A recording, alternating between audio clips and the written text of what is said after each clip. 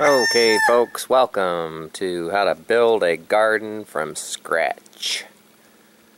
I live in Tennessee. Unless you're in some bottomland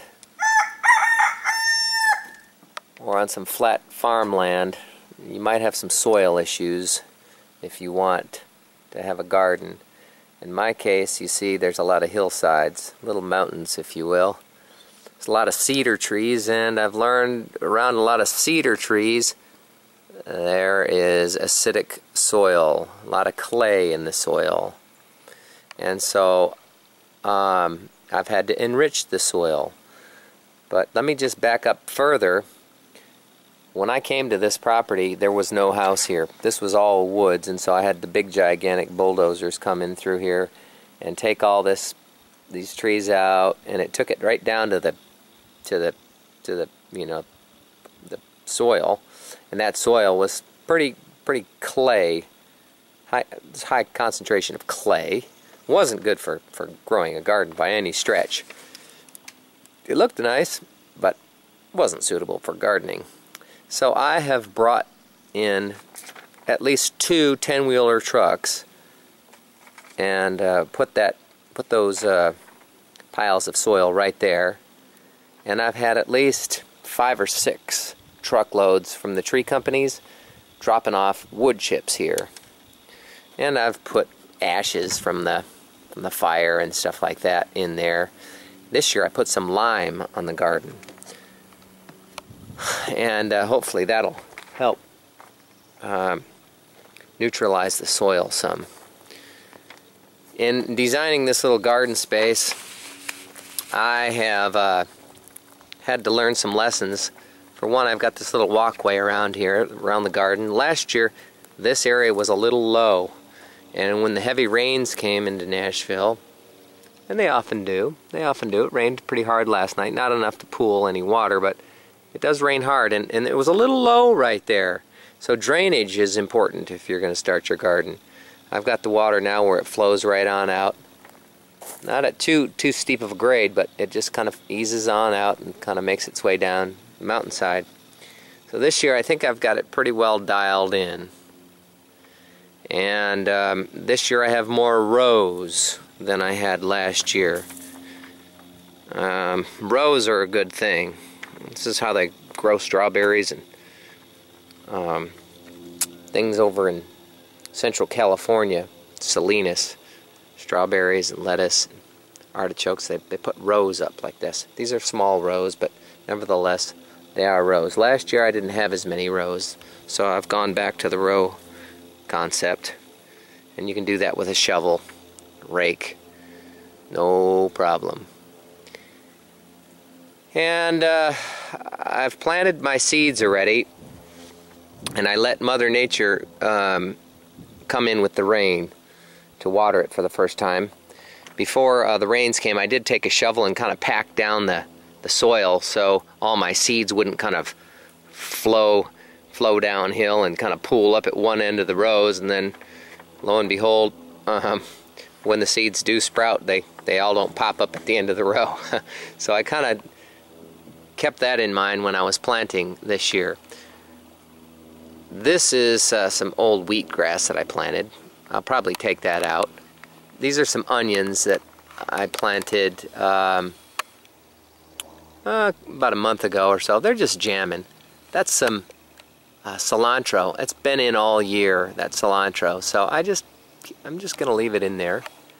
That was some basil from last year. I was just kind of curious to see if it'd come back, but not. And I've got some more cilantro. It's just jamming right there. And carrots. Carrots have been in all winter, surprisingly, and they've done good. But I've got all my seeds in now. It rained a couple inches last night, watered all this stuff, so I didn't have to use my water. I kind of conserve water. But I have all these little mini rows, and I'll kind of define the rows a little bit later, but let me just tell you what I have planted. Okay? I've got wood chips rototilled in through here. It's been a couple years in the making. And this year I had 2 rototillers. Last year just 1, and I was just kind of got more of a superficial rototill last year. This year I went in through a little deeper. And starting from down here, I have beans, tomatoes, peas, as if we're just kind of moving through here. Peas, like cucumbers, and you don't have to get all anal about exactly which row because they'll pop up. Cucumbers, some bell peppers, the sweet bell peppers, chard, yellow tomatoes, spinach, beets, some more tomatoes, and then towards the end down there I have dill. So that's a little bit of the story for this area. I've got all these rows to the point where water's not going to pool up in there. I can walk in between them. It all flows downhill. It all flows down in here, and so I've got a little log to catch all the soil from rolling off my hill. A couple little sticks here. I don't get too scientific about it and too anal, and I don't go, building a retaining wall here or anything. It's not necessary. I got a little fence around to keep the deer out, keep the rabbits out, because they are around and they will eat your garden for sure, for sure, for sure. So that's the story of this little plot. Now, this is some good shit. Where is it? Let me back up. Whoop. Let me back up. Whoop. That's the good shit. I got this out of a barn. It is old, like petrified cow shit or horse shit or some kind of crap.